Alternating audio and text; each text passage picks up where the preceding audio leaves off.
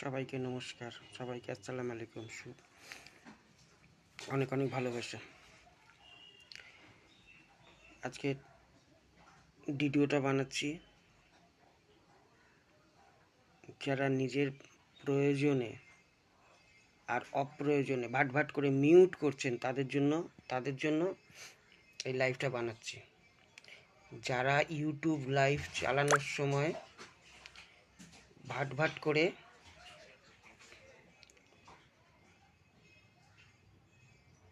Mute করছেন, এই লাইভটা তাদের জন্য।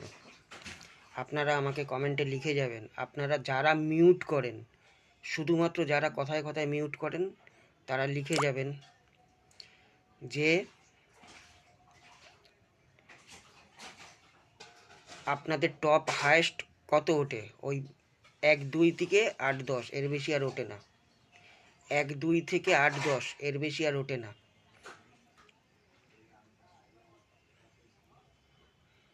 ঠিক তো? ওর মধ্যেই আপনি লাইভ করছেন, ভবিষ্যতে এটাই করবেন। যারা মিউট করেন কোনোদিন ওই 1-2 থেকে 8-10-এর ওপরে তাকাবেন না, বারণ করে দিলাম। ওই আপনার টপ ওটাই। আর আমি আমার বুদ্ধি দিয়ে, বকা দিয়ে, ভালোবেসে কত টপ ওঠাতে পারি আমার পোস্টে দেওয়া রয়েছে। এবং সেই লাইভে গিয়ে দুদিন চেক করে আসবেন।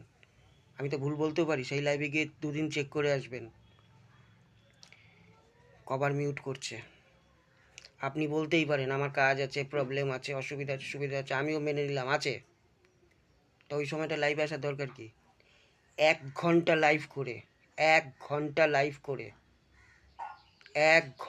লাইভ করে 10 দিনের ওয়াচ টাইম আনা যায়। আপনি যে ভাঙাচোরা মিউট করা লাইভগুলো করেন, আমি তাদের কথা বলছি। অত লাইভে আসার দরকার নেই তো। সারাদিনে একবার আসুন, সময় বের করুন, ভালো করে বন্ধুদের সাথে কথা বলুন। যারা ভালো কমেন্ট করে তাদের সাথে ভালো করে কথা বলুন। 1 ঘন্টা লাইভ করুন, আপনার ওয়াচ টাইম ভালো আসবে। তা বলে এই যে আপনি এতদিন মিউট করেছেন আর আমার এই কথাটা শুনে দৌড়ে গিয়ে মিউট করা বন্ধ করে দিলেন আর লাইভ করলেন, আর ভাববেন যে আমার একদিনেই তাহলে দাদা বলেছিল এত ওয়াচ টাইম আসবে। না, একদিনে আসবে না। একটা ভাঙা জিনিসকেও তুলতে সময় লাগে। আপনি মিউট করে করে আপনার নিজের ইউটিউব চ্যানেলটাকে বসিয়ে দিয়েছেন, ভেঙে দিয়েছেন। সেটাকে মিউট না করে করে সুন্দর করে আস্তে আস্তে তুলতেও সময় লাগবে। আর বুলু দিয়ে যদি কেউ ঘাড় করে কমেন্ট করে, সেই লাইভ তো উঠবেই না। বুলু নিয়ে যদি অতিরিক্ত কমেন্ট করে, ওই লাইভ 10-এর মধ্যেই থাকবে, ওর ওপরে উঠবে না। ও আমার গ্যারান্টি আপনি 10-এর মধ্যেই থাকবেন। আচ্ছা, কারোর যদি এই লাইভটা খারাপ লাগে বা যদি কেউ মনে করে আমি ভুল বকছি, তার দুটো উপায় আছে। একটা উপায়, আমার পোস্ট চেক করবেন, ওই পোস্টের নাম বলছি না লাইভের মধ্যে, ওই লাইভে গিয়ে ওপর থেকে দুদিন চেক করবেন, এটা একটা উপায়।